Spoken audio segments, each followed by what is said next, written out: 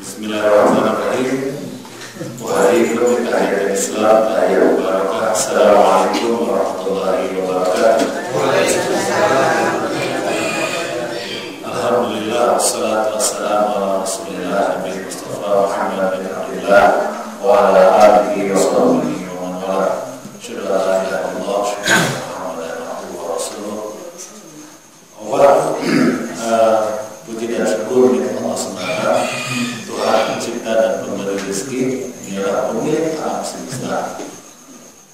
Salawat dan salam semoga Allah secara limpahkan kepada Nabi kita semua, Nabi Muhammad Sallallahu Alaihi Wasallam, serta keluarga sahabat tabi'in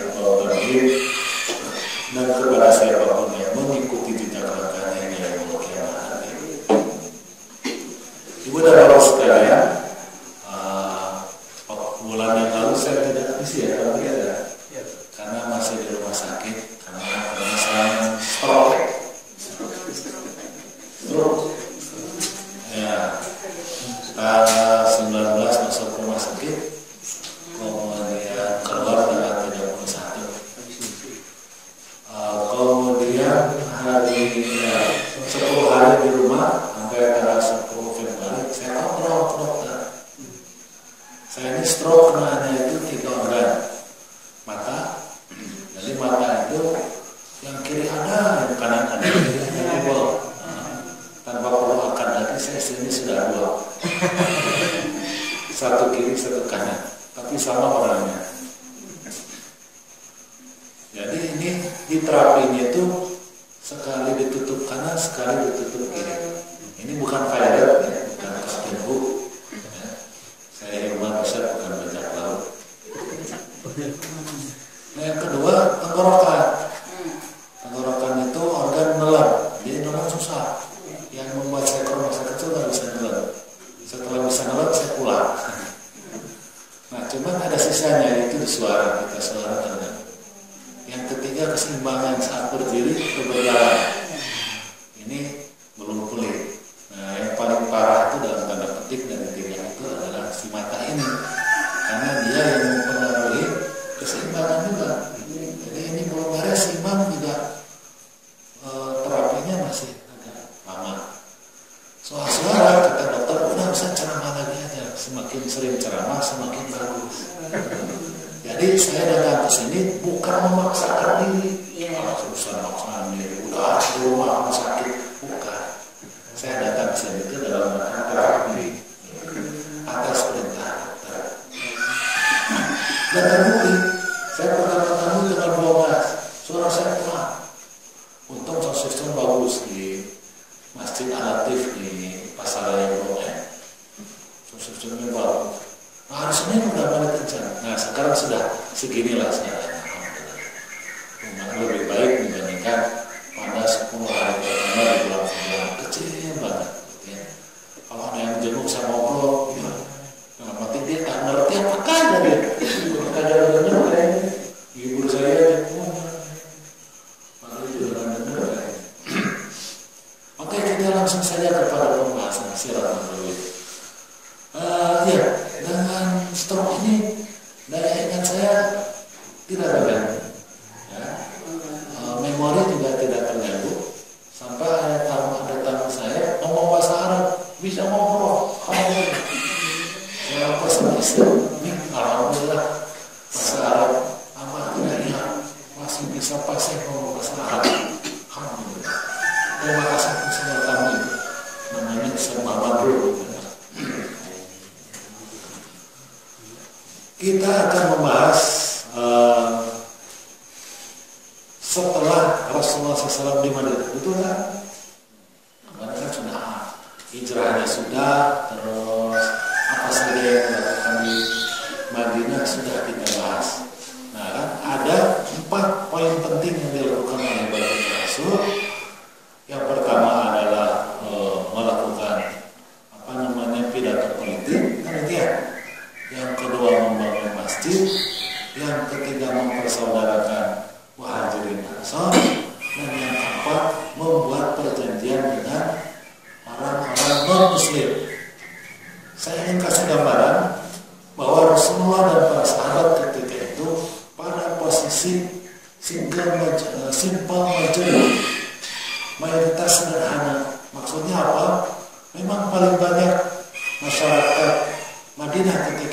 orang Islam, tetapi di total jumlahnya di bawah 50%. Jadi mungkin 30% lah begitu kira-kira. Nah 70%-nya terbagi antara orang-orang musyrikin yang belum masuk Islam, yang mayoritas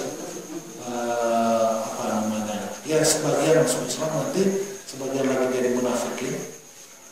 Kemudian yang kedua orang Yahudi, ada 3 kabilahnya, Bani Quraidah, Bani Nadir, dan Bani Mustalik. Bani Quraidah, Bani Mustalik juga Yahudi tapi di luar Madinah. Kemudian ada juga orang-orang Nasrani sedikit. Nah kalau di total jumlah mereka itu jauh lebih banyak dari jumlah kaum muslimin. Sehingga walaupun Muhammad berhasil mendeklarasikan sebuah negara,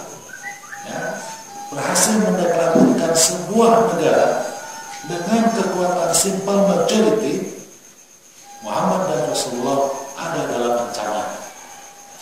Gak usah kok negara, emang sudah terpenuhi unsur negara, sudah terpenuhi kecuali sedikit yang belum terpenuhi satu unsur. Dan ini menjadi waspada, harus dijaga. Pertama, teritori sudah ada yang disebut dengan kota Yathrib, dan untuk meneguhkan ini negara, maka kota Yathrib diganti namanya menjadi Madinah. Madinah ini kalau dimaknai itu adalah tamadun. Tamadun itu kalau bahasa yang lebih sederhana, peradaban baru. Nah, nanti kalau dalam konteks negara sebagai visi, konteks negara yang visioner, berarti ini adalah negara harapan, negara harapan baru. Itulah yang dimakna dari kata Al-Madinah. Jadi dengan adanya Al-Madinah, goodbye Yathrib, selamat tinggal Yathrib, dengan problematikanya, dengan kezalimannya, dengan perselisihannya, dengan berbagai halnya. Selamat datang negara baru. Jadi memang kita dalam hal ini tidak sepakat dengan skip, ya, apalagi sebuah nama, gitu ya. Mohon maaf disampaikan Pak Sakit, ya, sebagai sesama sastrawan bahwa nama ini memiliki makna sangat kuat, ya, termasuk nama-nama kita juga memiliki makna, ya. Misalnya saya dikasih nama oleh orang tua saya Hilman, dari kata Hilm itu maknanya lembut, Sadiman lembut banget, dan sama, ya, Rosyad dengan kelembutan dan kesabarannya mendapatkan petunjuk, kan begitu harapannya. Makanya jangan kaget kalau Sadiman sering sakit-sakitan, ya, karena harus sabar. Jangan arang, jangan putus asa, harus sabar. Rosyad dapat petunjuk, alhamdulillah, ya, sakitnya ingatannya nggak hilang-hilang, alhamdulillah, normal, masih bisa berceramah, masih bisa. Mudah-mudahan ini adalah doa dari ibu saya ketika melahirkan saya. Jadi nama itu memiliki makna. Apalagi Ihsan, luar biasa namanya. Apalagi Arsal, itu maka sudah dekat dengan kenabian. Nah, waladhi Arsal, Rasulullah. Ini hati siru anti. Jadi namanya adalah doa. Termasuk Nabi Muhammad ketika menamai Yathrib dengan Al-Madinah, itu ada harapan. Tetapi tetap dia dalam ancaman, karena belum 100% sebagai negara. Sekali lagi teritori ada, wilayah. Rakyatnya ada, dan rakyatnya itu yaitu tadi, yang kaum muslimin, Yahudi dan orang musyrikin. Loh, mereka kan beda-beda, iya, tapi terikat dalam satu konstitusi, yaitu Piagam Madinah, yang mengatur tentang hak dan kewajiban warga negara Madinah. Yang keempat, pemimpinnya ada, yaitu Muhammad. Dan orang Yathrib ketika itu sudah melupakan Abdullah bin Ubay bin Salul, calon pemimpin sebelumnya, yang sudah tinggi elektabilitasnya, yang sangat populer, tapi kalah oleh oleh karisma Muhammad SAW yang memang dia adalah Nabi Allah SWT. Jadi pemimpin ada, rakyat ada, teritori ada, konstitusi ada. Nah yang tertinggi yang tersisa apa? Recognizing dari pihak luar Madinah. Sebetulnya di luar Madinah sedang adu aceh, harap-harap cemas. Ini masih ke depan mau apa? Dan ini diperhatikan tidak hanya oleh orang Quraisy, tetapi juga oleh orang Yaman, termasuk juga orang Ghassan, sampai kepada Bizantium. Memperhatikan apa yang pergerakan yang terjadi di Jazirah Arabia, termasuk juga diperhatikan oleh orang-orang Persia. Jadi Muhammad SAW dan para sahabatnya itu menjadi trending topik ya, di masyarakat dunia ketika itu, karena ada gerakan baru bisa menaklukkan negara dengan tanpa kekerasan, dengan segala kelemahan, dengan segala kecemasan melalui proses hijrah. Hijrah lain dari Mekah, dengan kehinaan, dengan kemiskinan, dengan ketidakberdayaan, datang ke Madinah tetapi malah tidak berkuasa. Tapi sekali lagi ini dalam bahaya, masih dalam bayang-bayang kecemasan yang sangat luar biasa. Itulah hari demi hari saya ingin bayangkan muhajirin itu disebutkan di dalam surat Al-Hasyr itu al-fuqara. Coba perhatikan surat Al-Hasyr ayat 7. Di situ berbicara tentang pembagian faiz. Ya, pembagian faiz. Jadi itu surat Al-Hasyr itu bicara tentang penanganan Bani Nadir. Jadi Bani Nadir itu melakukan pengkhianatan, kemudian akhirnya dikepung atas pembelaan dari Abdullah bin Bani Salul, maka mereka tidak dibunuh tetapi dibiarkan keluar dari Madinah, hanya dengan syarat tidak boleh membawa harta, tidak boleh membawa kendaraan, tidak boleh membawa senjata, kecuali hanya untuk pepergian sekedarnya saja. Sehingga kemudian Bani Nadir meninggalkan harta yang lebih banyak. Masuklah kaum muslimin ke sana tanpa peperangan, dan hanya harta itu dibagikan. Dan dia terjadilah pembagian di ayat 7. Apa bunyinya?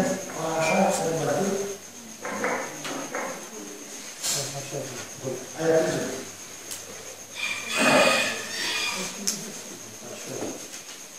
Lillahi wa ma Allah. Ayat 7. Ada yang ketemu? Ayat 7.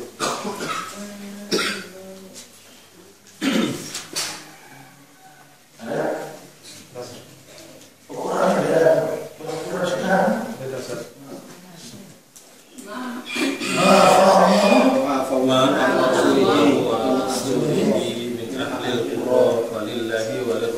Walillahi wal rasul terus walil qurba wal yatama wal masakin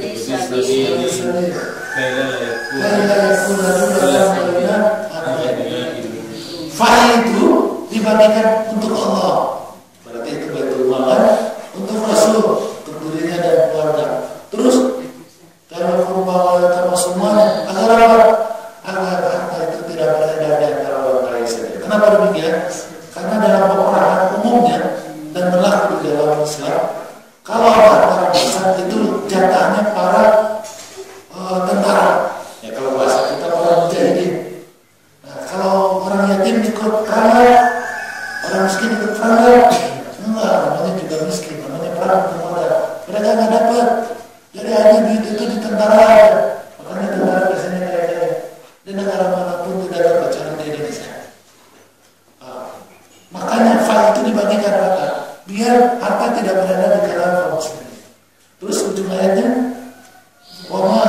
Rasul?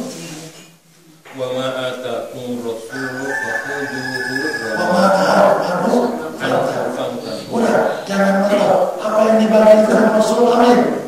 Apa yang tidak dikasih Rasul, jangan mentok mau. Itu hak prerogatif Rasul sebagai pahlawan. Yang menarik di ayat ke-8 apa? lil fuqara'il muhajirin. Lil fuqara'il muhajirin. Jadi fa itu diberikan secara khusus kepada muhajirin. Kenapa muhajirin harus diberi itu fa? Karena mereka fuqara. Bayangkan ini Madinah ini kejadiannya sudah tahun ketiga atau keempat sampai lagi. Kondisi orang-orang muhajirin begitu miskin, begitu fakir. Bayangkan ketika tahun pertama, betapa miskinnya orang-orang muhajirin. Ini apa namanya, suasana situasi yang berat tentu saja. Kalau kita lihat muhajirin itu nanti terbagi kepada dua kelompok. Kelompok pertama yang datang dengan keluarga dan memiliki basis kehidupan yang layak. Mereka harus dibagikan kepada keluarga-keluarga Ansar. Harus dibagikan kepada keluarga-keluarga Ansar dan dipersaudarakan. Karena kita tahu salah satu dari 4 langkah yang dilakukan Rasulullah adalah mempersaudarakan muhajirin dan Ansar. Dan itu harus. Kelompok yang kedua, jomblowers, para bujangan. Ya, begini nasib jadi bujangan, begitu kira-kira, tidak lagi jomblowers. Para bujangan yang tidak punya tanggungan. Nah, Rasulullah dibagikan itu kepada muhajirin. Tidak dibagikan kepada Ansar, tetapi ditampung oleh baginda Rasulullah. Kita tahu Rasulullah SAW mendirikan masjid kan? Masjidnya di sampingnya ada rumah beliau, kemudian ada rumah-rumah istri, ada 9 rumah istri. Nah, di belakang masjid itu ada tanah kosong. Maka dipasang kaum. Kalau bahasa Ustaz Ihsan dipasang sorong, ada sorong, ya dipasang alat-alatnya, kepala mungkin apa situ, dan ditampunglah para muhajirin dari kalangan jomblowers ini, ya, dari kalangan bujangan yang tidak punya tanggungan, termasuk kakak atau adik atau paman atau bibi. Mereka tidak bergaul dengan keluarga, tetapi ditampung oleh baginda Rasulullah. Kemudian mereka disebut dengan ashabus suffah. Dia nanti alumninya menikah, ya nanti dia punya rumah, atau mungkin rombongan berikutnya ada muhajirin yang bawa keluarga, nah dia gabung sama keluarga, mungkin paman atau bibinya. Nah, tapi ada yang terus-menerus tinggal di situ. Dan mereka itu orang-orang miskin, susah makan, susah pakaian. Ibaratnya katanya mayoritas mereka pakaiannya 1 lembar, hanya menutup dari pusat sampai dengan lutut. Jadi kalau sholat berjamaah mereka mau ada di saf pertama karena dadanya bertelanjang. Jadi badan bagian atasnya itu telanjang. Dan mereka susah makan. Saking laparnya diriwayatkan mereka berjalan, kan ada 9 kamar mau ke belakang, dari depan mau ke belakang ada 9 kamar baginda Rasul. Baru kamar keempat kelima sudah jatuh pingsan. Kenapa? Lapar. Dan kalau jalan itu matanya, jalannya tidak pernah cepat-cepat, matanya lirik-lirik ke kanan. Kenapa lirik-lirik ke kanan? Mudah-mudahan semua melihat mereka dan beri makanan. Saking miskinnya. Jadi ada 2 kelompok. Nah, baik dalam yang berkeluarga yang dipersaudarakan dengan Nasrani atau yang bujangan, itu semuanya dalam kondisi yang sangat miskin. 1-2 memang ada yang beruntung,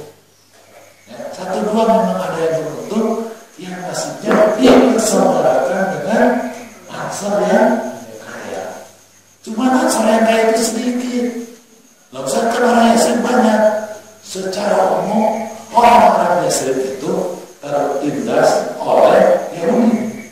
Yang kaya itu Yahudi. Kenapa mereka tertindas?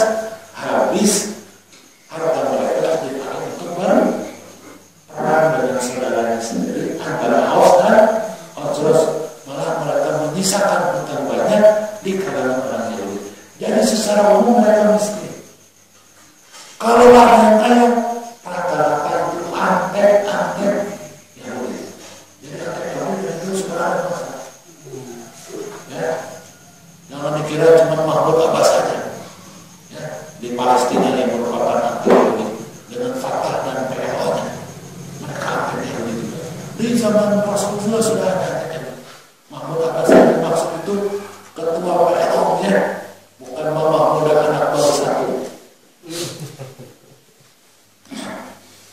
Nah jadi antek Yahudi yang kemudian baik, dan kita tahu mereka tidak ada yang masuk Islam. Mereka bertahan dalam kemusyrikan. Walaupun nanti mereka semuanya masuk Islam, tokoh-tokohnya nanti menjadi orang-orang munafik. Tapi ini kan ceritanya di awal Islam, tahun 5 tahun. Jadi suasananya sangat berat. Muhajirinnya miskin, bangsanya juga miskin. Tetapi Muhammad apa? Dijual apa? Masalah Yasrib ketika suasana baru. Makanya manfaat atau faedah atau efek dari 4 kegiatan awal itu sangat dijaga sedemikian rupa. Pertama, efek pidato, ya, afussalam, sidul amal, wa ta'imut ta'am, wa sallu billahi wa nasunyam, adkhulul jannata bisalam. Itu dijaga banget. Bagaimana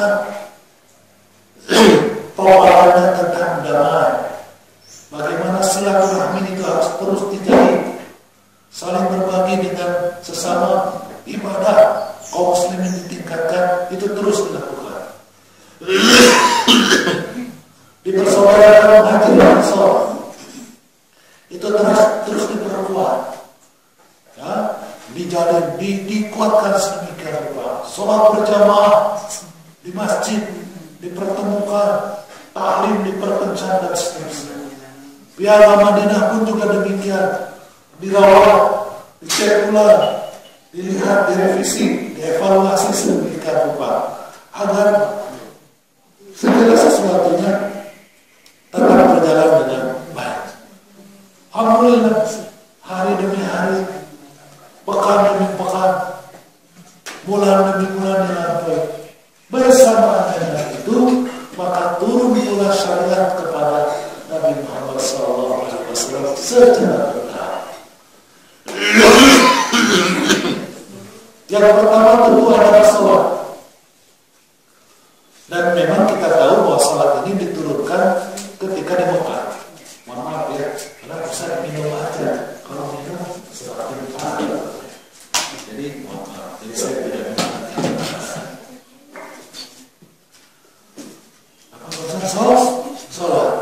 Sholat itu sudah disyariatkan sejak di Mekah, yaitu pada tahun berapa bu? Berapa ya? 10 dari kenabian. Peristiwa apa itu?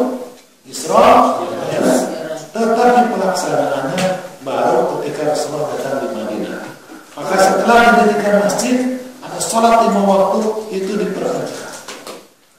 Dan juga dengan Jumatnya, sehingga seluruh kaum muslimin Muhajirin Ansor selalu mendapatkan nasihat minimal sepekan sekali.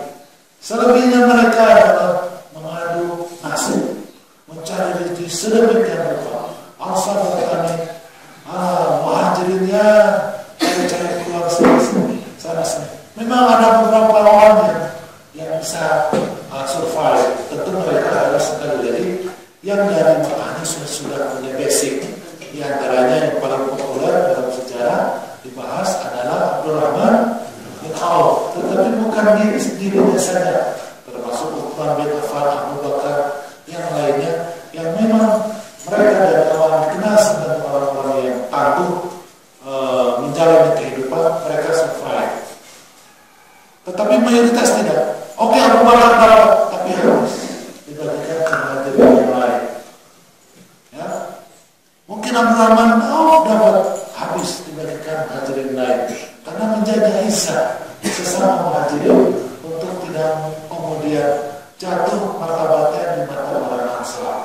Walaupun di nomor 9, di ayat 9 tentang Fahid itu di Bani Nazir dibagikan kepada orang muhajirin. Yang 9 tadi berapa? Siapa? Lilladzina amanu, masih dibuka surat Al-Asr tadi. Sudah ditutup lagi. Walladzina tabawwa'u imanahum dan seterusnya. Dan juga Fahid dibagikan kepada orang Ansar yang mereka sudah menyiapkan iman dan rumah mereka untuk orang-orang yang berhijrah, dan mereka mencintai para muhajirin. Tidak ada harapan terhadap orang muhajir. Kan dalam sini ini dari wakilnya pasti tidak bawa sesuatu lah apa? Nggak mengharapkan sesuatu dari orang-orang muhajir. Malah mereka memberikan kepada orang muhajir, para mereka miskin. Mereka yudhiruna ala anfusihim walau kana bihim khasasah, mendahulukan orang-orang muhajir walaupun mereka dalam kondisi sangat butuh. Jadi ini dipersaudarakan oleh Rasulullah. Muhajirin dan Ansar itu adalah sesama orang-orang miskin. Jadi hidupnya susah sekali. Tapi semua orang takut, semuanya wait and see. Bulan mengaku bulan, terus begitu saja. Kondisi tidak terlalu banyak perubahan. Orang Makkah juga bingung. Apa bingungnya? Karena kan perintah hijrah terus berjalan. Muhajirin terus berdatangan. Ingat, datang muhajirin sebuah kebahagiaan. Tetapi di sisi lain secara sosial adalah beban. Sebelum mereka datang yang berikutnya sudah susah. Semakin datang yang datang baru lagi juga semakin. Semua yang survival habis lagi karena dibagikan. Saya katakan tadi muhajirinnya terbagi dua. Ada yang tidak diberikan ke Ansar karena mengobati orang Ansar, ditampung dengan segala kesulitan para bagi Rasul yang sangat sufa. Saya hanya ingin menggambarkan kepada Bapak Ibu semua, tahun pertama ini adalah tahun yang sangat emergensi, tahun yang sangat penuh dengan emergensi. Bahasa Melayunya apa? Bukan bahasa Melayunya, kecemasan. Jadi unit gawat darurat itu kecemasan. Kalau ke Malaysia, jadi penuh dengan cemas. Semuanya sangat bergantung kepada Allah Subhanahu wa Ta'ala. Persaudaraan dikuatkan, sholat saya perlahan-lahan diterapkan, pelan-pelan, tidak banyak yang dipopulerkan ketika itu. Sampai lewat 1 tahun, hitungannya dari bulan Rabiul Awal sampai tahun berikutnya, tahun kedua Rabiul Awal lewat. Keadaan belum terus berubah. Rasulullah menjalin komunikasi dengan Yahudi, dengan orang-orang musyrikin, orang masuk Islam dari kalangan mana? Musyrikin Yathrib juga sedikit demi sedikit pada masuk Islam. Yang sudah masuk Islam diajarin Islam terus saja dalam suasana yang tegang. Sampailah kemudian ada info bahwa orang Mekah lagi hoki bisnisnya, yaitu mereka dapat barang bagus dari Yaman dan dibawa ke Syam.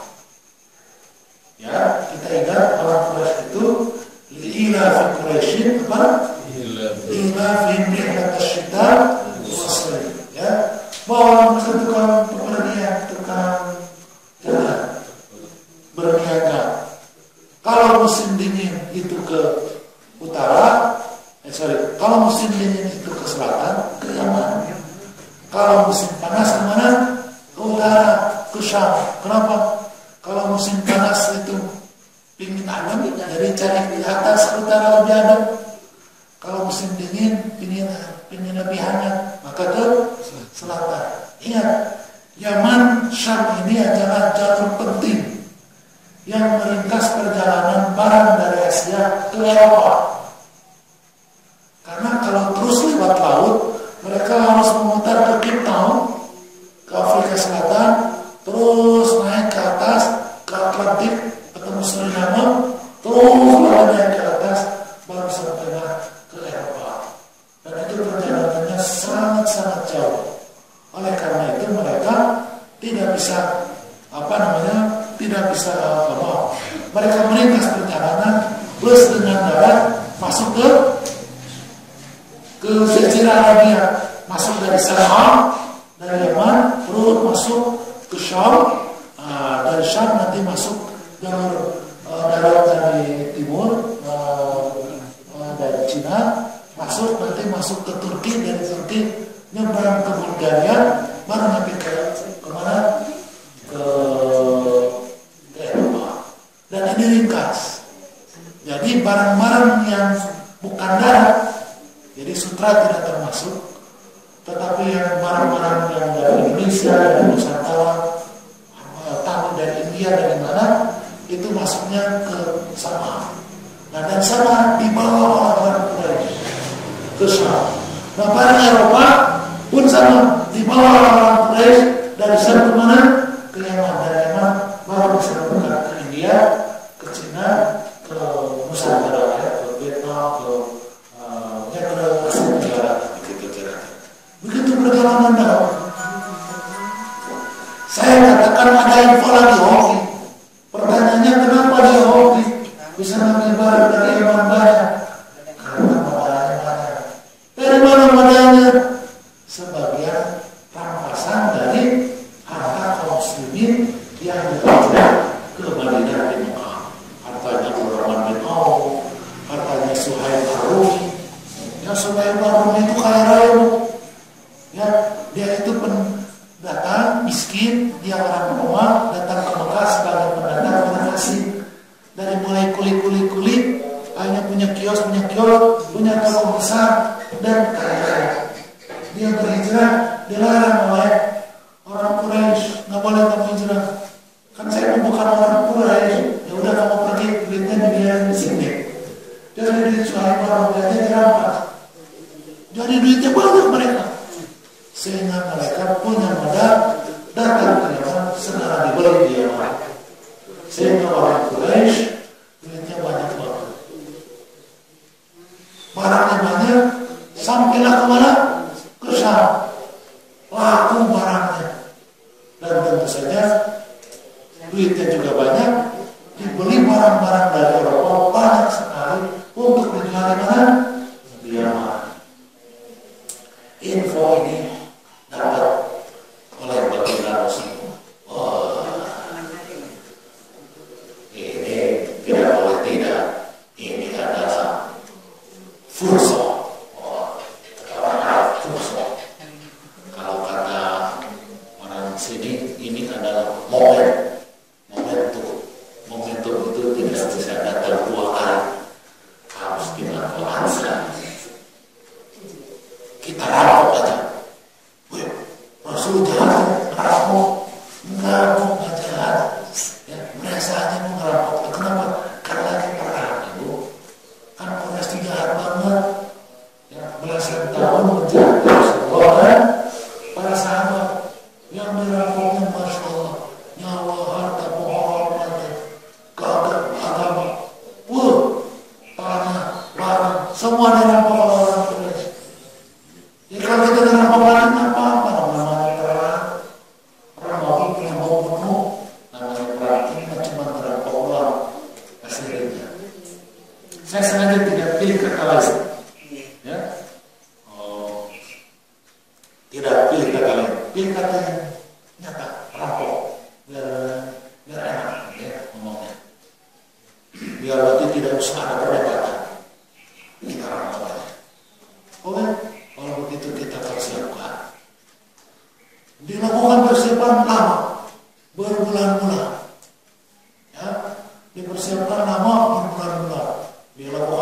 pulsa segala macam, kirim informan ke Syam, sudah dimana, semua informasi lengkap dengan segala keterbatasan berbulan-bulan, karena mereka informasi mereka lengkap ya, tidak hanya datang dari Syam, tapi informasi mereka ketika mereka membeli barang dari Yaman itu kan sekian bulan. Nah, puncaknya adalah mereka membiarkan dari Yaman ke Syam dibiarin agar hartanya lebih banyak lagi kalau datang dari Syam. Dihitung dan akhirnya kemudian diumumkan kepada para sahabat. Para sahabat, kita akan merampok Abu Sufyan. Mereka bawa dagangan banyak, lagi hoki bisnisnya. Dan jangan lupa di antara harta mereka ada jagaan kita, karena mereka merampok harta kita di Mekah yang dijadikan modal dagang mereka. Kita rampok aja. Siapa yang mau ikut? Ada masalah. Kalau kagak ikut juga nggak apa-apa. Nah, Muhajirin bagaimana? Wah, acung tangan semua Muhajirin. Kita sudah kesel banget itu sama orang-orangnya. Acung tangan semua. Plus rata-rata mereka pengangguran, hidup belum stabil. Mendingan jihad aja daripada jadi kalau bergabung semua. Terus sekarang langsung kita ditawarin, soal pada mau ya, oke, kita ikut ya. Dan asal juga ikut, alhamdulillah. Tetapi tidak semua asal ikut ya. Kalau orang munafik jelas tidak ada ikut ya. Musyrikin tidak ada ikut, Yahudi tidak ada ikut, yang Muslim juga tidak semua, yang sibuk berdagang, yang sibuk bertani tidak pada ikut. Hanya berangkatlah. Total 314 orang yang ikut bersama Rasul, kita cegat, itu namanya pasukan dagang Abu Sufyan. Ini waktunya bertepatan pada bulan Ramadan tahun kedua Hijriah. Pada bulan Ramadan tahun kedua Hijriah. Dan di tahun itu Ramadan pertama kali disyariatkan kewajiban puasa. Jadi kalau kita perhatikan ayat-ayat puasa pernah kita bahas di sini, itu kan ada berapa ayat? Ada 5 ayat ya. Ada 5 ayat. Yang pertama 184. Ya ayyuhalladzina amanu kutiba alaikumusiyam kama kutiba alal ladzina min qablikum la'allakum tattaqun. Ini ayat turun berbarengan dengan perintah sholat di Mekah. Ya, jadi berbarengan dengan di Mekah. Jadi bukan barengan. Setelah kewajiban sholat, mungkin tahun ke-11 ke-12. Jadi puasa itu sudah diwajibkan kepada kaum muslimin kapan di Mekah. Ya, tetapi caranya kama tadi bagaimana? Kama kutiba ala ladzina min qablikum. Jadi kayak orang Yahudi Nasrani dahulu di bulan Muharram hanya beberapa hari saja, ayam mahdudat. Itu juga pilih-pilih ringan. Mau puasa boleh, kagak juga apa-apa, sesuai tidak. Itu berlaku. Makanya sholat diberlakukan berjamaah, puasa juga diberlakukan ya di bulan Muharram itu. Jadi di tahun pertama itu hanya sekali saja Rasulullah melaksanakan saum pada bulan Muharram. Karena di bulan Ramadan, jadi 8 bulan berikutnya ditetapkan bulan Ramadan sebagai bulan puasa. Syahrul Ramadan alladzi unzila fihi al-Qur'an hudan lin-nas wa bayyinatin minal huda wal furqan. Faman syahida minkum ash-shahra falyasum. Ustaz, kan itu ayatnya Madaniyah. Yang 183 juga Madaniyah.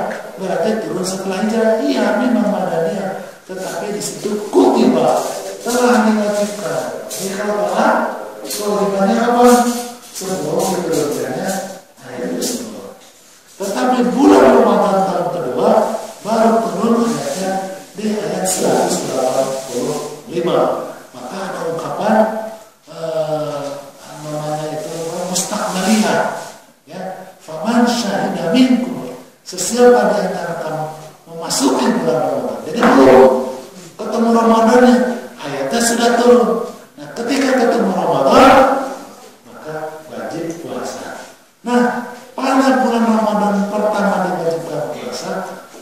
berbarengan dengan aktivitas Rasulullah SAW mau mencegah siapa? Abu Sufyan dan pasukan dengannya. Jam berapa kita masalah sekarang? 6.20. Karena sudah 6.20 kita cukupkan saja. Ya. Sampai jam berapa saya? 16. Nah, udah selesai. Ya selesai kan? Sarapan nanti. Sarapan. Kalian merasa kalau bangunnya. Jadi kita selesai dulu sampai 6.20 dan ceritanya baru sampai para Rasulullah meminta siapa tadi? Muhajirin Ansar untuk mencegah siapa tadi? Abu Sufyan. Itu berapa? 314 orang. Ya, Muhajirin ikut semua? Ikut semua. Musyrikin ada? Tidak ada. Yahudi yang ikut? Tidak ada.